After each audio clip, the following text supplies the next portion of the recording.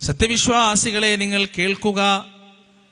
ഇന്ന കസീറൻ മിനൽ അഹ്ബാരി വറുഹ്ബാൻ, നിശ്ചയം 2 വർഗങ്ങളുണ്ട്. പണ്ഡിതന്മാരിലും പുരോഹിതന്മാരിലും പെട്ട 2 വർഗങ്ങൾ. അവരുടെ കൂട്ടത്തിൽ ചില ആളുകളുണ്ട്. അവരുടെ പ്രത്യേകത എന്താണ്? ലയകുലൂന അംവാലൻ നാസി ബിൽ ബാത്തിൽ, ജനങ്ങളുടെ സമ്പത്ത് അവർ അന്യായമായി തിന്നുകൊണ്ടിരിക്കുന്നു. പല കാര്യങ്ങൾ പറഞ്ഞിട്ടും അവരതാ ജനങ്ങളെ പറ്റിച്ചുകൊണ്ടിരിക്കുകയാണ്, വഞ്ചിച്ചുകൊണ്ടിരിക്കുകയാണ്, ചതിച്ചുകൊണ്ടിരിക്കുകയാണ്. ജീവിതത്തിൽ എന്തെന്ത് കാര്യങ്ങളുണ്ടെങ്കിലും അതിനെല്ലാം പണച്ചെലവുണ്ടാക്കി കൊടുക്കുകയും ആ പണച്ചെലവിലൂടെ തങ്ങളുടെ പോക്കറ്റ് വീർക്കിപ്പിക്കുകയും ചെയ്യുന്ന കപട പണ്ഡിതന്മാരെ കുറിച്ചാണ് ഈ പറയുന്നത്. ജനങ്ങളുടെ സമ്പത്ത് അന്യായമായി ഭക്ഷിക്കുന്ന ചിലർ അതാ പണ്ഡിതന്മാരിലും പുരോഹിതന്മാരിലുമുണ്ട്. എന്നിട്ട് ഈ ഭക്ഷണം കടിച്ചിട്ട് ജനങ്ങളുടെ സ്വത്ത് അപഹരിച്ചിട്ട് അവർ ചെയ്യുന്ന പ്രവൃത്തി എന്താണ്? അള്ളാഹുവിന്റെ മാർഗത്തിൽ നിന്ന് ജനങ്ങളെ തടയുക എന്നതാണ്. അള്ളാഹുവിന്റെ മാർഗത്തിൽ നിന്ന് ഈ ജനങ്ങളെ തെറ്റിച്ചു കളയുക എന്നതാണ്. ഈ ജനങ്ങളുടെ സ്വത്ത് അപഹരിച്ചതിന് ശേഷം അവർ ചെയ്യുന്ന പ്രവർത്തനമെന്ന് പരിശുദ്ധ ഖുർആൻ കൃത്യമായി നമുക്ക് പഠിപ്പിച്ചു തരികയാണ്. പ്രിയപ്പെട്ടവരെ, നമ്മുടെ ചുറ്റുപാടും നടക്കുന്ന പല സംഗതികളും നിങ്ങളൊന്ന് വീക്ഷിച്ചു നോക്കുക. എന്തൊക്കെയാണ് നടക്കുന്നത്? എന്തൊക്കെയാണ് സംഭവിക്കുന്നത്? എന്തൊക്കെ പേരിലാണ് ജാറങ്ങളും മക്ബറകളും ഉയർന്നു വന്നുകൊണ്ടിരിക്കുന്നത്? എൻ്റെ നാട്ടിലൊരു ജാറമുണ്ട്. വിരല് ജാറം എന്നാണ് ആ ജാറത്തിന് അറിയപ്പെടുന്നത്. ആ ജാറം അറിയപ്പെടുന്നത്, ആ ജാറത്തിന്റെ പ്രത്യേകത എന്ന് പറയുന്നത്, മക്കയുടെയും മദീനയുടെയും ഇടയിലുള്ള ബദർ എന്ന പ്രദേശത്ത് വെച്ച് ബദർ യുദ്ധം നടന്നപ്പോ, ആ ബദർ യുദ്ധം നടന്നുകൊണ്ടിരിക്കുന്ന സമയത്ത് ഒരു സഹാബിയുടെ വിരലറ്റ് പോയി. ആ വിരലതാ 5000 കിലോമീറ്റർ സഞ്ചരിച്ചിട്ട് ഈ പറയുന്ന പ്രദേശത്ത് വന്ന് വീണതാണ്. അങ്ങനെ ഒരു മക്ബറയുണ്ട് കണ്ണൂർ ജില്ലയിൽ. പ്രിയപ്പെട്ടവരെ, എത്രയോ മക്ബറകൾ. മഹാനായ അലി റളിയല്ലാഹു അൻഹുവിന്റെ കൈ ഒഴുകി വന്നു എന്ന് പറഞ്ഞിട്ട് ഹൈദരാബാദിൽ ഒരു മക്ബറയുണ്ട്. ആരാണ് ഇവിടെ ഉള്ളത് എന്ന് അറിയാത്ത മക്ബറകൾ പോലും നമ്മുടെ ചുറ്റുപാടുമുണ്ട്. ഇവിടെ ആരെങ്കിലും കിടക്കുന്നുണ്ടോ? ഇവിടെ ആരെങ്കിലും അന്ത്യവിശ്രമം കൊള്ളുന്നുണ്ടോ എന്ന് പോലും അറിയാത്ത മക്ബറകൾ പ്രിയപ്പെട്ടവരെ എത്രയോ നമ്മുടെ ചുറ്റിലുമുണ്ട്. ഈ മക്ബറകളുടെ ലക്ഷ്യം എന്താണെന്നറിയുമോ പ്രിയപ്പെട്ടവരെ? ജനങ്ങളെ, മനുഷ്യന്മാരെ ആത്മീയമായി ഉന്നമനത്തിലേക്ക് നയിക്കുക എന്നതല്ല, മറിച്ച് അവരെ ചൂഷണം ചെയ്യുക എന്നതാണ്, അവരെ പറ്റിക്കുക എന്നതാണ്, ചതിക്കുക എന്നതാണ്. മനുഷ്യന്റെ 2 വികാരങ്ങളാണ്, ഒന്ന് പ്രതീക്ഷ, ഒന്ന് ഭയം. ഈ 2 വികാരങ്ങൾക്കും മനുഷ്യനെ വല്ലാതെ നിയന്ത്രിക്കാൻ കഴിയും. പടച്ച റബ്ബ് പരിശുദ്ധ ഖുർആനിൽ പറയുന്നത് എന്താണെന്നറിയുമോ?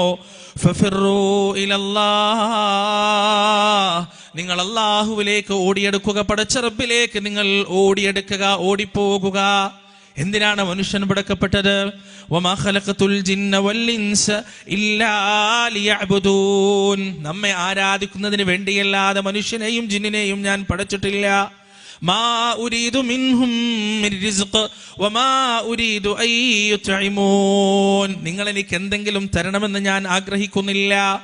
നാമാണ് ഭക്ഷണം നൽകുന്നവൻ.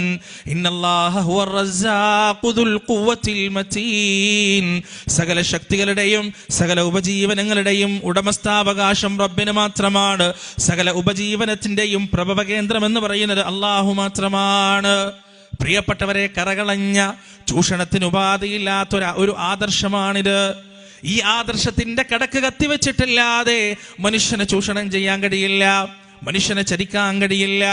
അള്ളാഹുവിലേക്ക് മാത്രം തിരിക്കുന്ന ഒരു മുഅ്മിനെ സംബന്ധിച്ചിടത്തോളം, ഒരു മുസ്ലിമിനെ സംബന്ധിച്ചിടത്തോളം അവനെ ചൂഷണം ചെയ്യാൻ യാതൊരു ഉപാധികളുമില്ല. കാരണം റബ്ബിന്റെ മുന്നിൽ, തന്റെ വീടിന്റെ ഉള്ളിലുള്ള മുറിയിൽ, അവിടെ വിരിച്ച നിസ്കാരപ്പായയിൽ ഇരുന്നു കൊണ്ട്, അവിടെ വിരിച്ച നിസ്കാരപ്പായയിൽ സുജൂദ് ചെയ്തുകൊണ്ട്, റബ്ബേ എന്റെ പാപങ്ങൾ നീ പുറത്തു തരണേ, എന്റെ കടങ്ങൾ നീ വീട്ടിത്തരണേ, എന്റെ രോഗത്തിന് നീ ശിഫ നൽകണേ എന്ന് പ്രാർത്ഥിക്കുന്ന ഒരു മനുഷ്യനെ സംബന്ധിച്ചിടത്തോളം ഒരു ഭണ്ഡാരത്തിലും പൈസ ഇടേണ്ട ആവശ്യമില്ല. അള്ളാഹുവിലല്ലാതെ പ്രതീക്ഷ അർപ്പിക്കേണ്ട കാര്യമില്ല, അള്ളാഹുവിലല്ലാതെ ഭയമർപ്പിക്കേണ്ട കാര്യമില്ല. എന്നാൽ എൻ്റെ പ്രിയപ്പെട്ടവരെ, ദർഗകളിലേക്ക് പോകുന്ന, മക്ബറകളിലേക്ക് പോകുന്ന മനുഷ്യരെ സംബന്ധിച്ചിടത്തോളം 10,000 മനുഷ്യരെ പേടിക്കേണ്ടതുണ്ട്, 10,000 വലിയമാരെ പേടിക്കേണ്ടതുണ്ട്.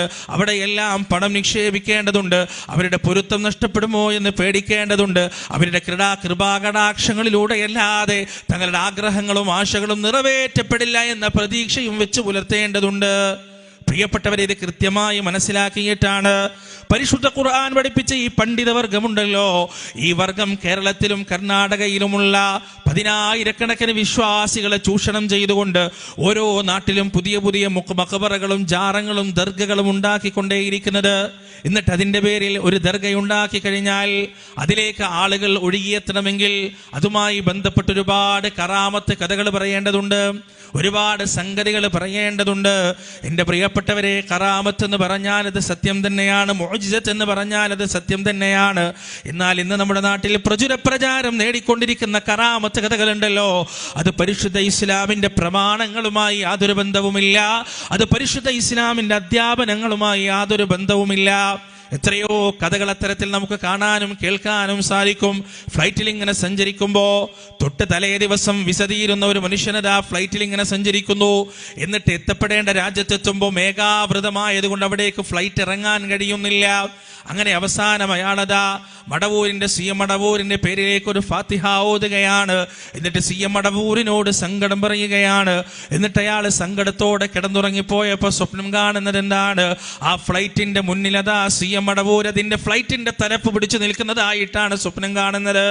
അയാൾ അങ്ങ് ഉറക്കമെഴുന്നേറ്റപ്പോ അനൗൺസ്മെന്റ് കേൾക്കുകയാണ്, മേഘാവൃതമായ ആകാശം ഇതാ ക്ലിയറായിരിക്കുന്ന, ഒരു പ്രശ്നവുമില്ല, നമ്മൾ ഇവിടെ തന്നെ ലാൻഡ് ചെയ്യാൻ പോകുകയാണെന്ന് പറഞ്ഞ് ആ വിമാനമതാ താഴേക്ക് പറന്നിറങ്ങുകയാണ്. മരിച്ചുപോയ വലിയമാരുടെ കറാമത്ത് കഥകൾ പറയുകയാണ്.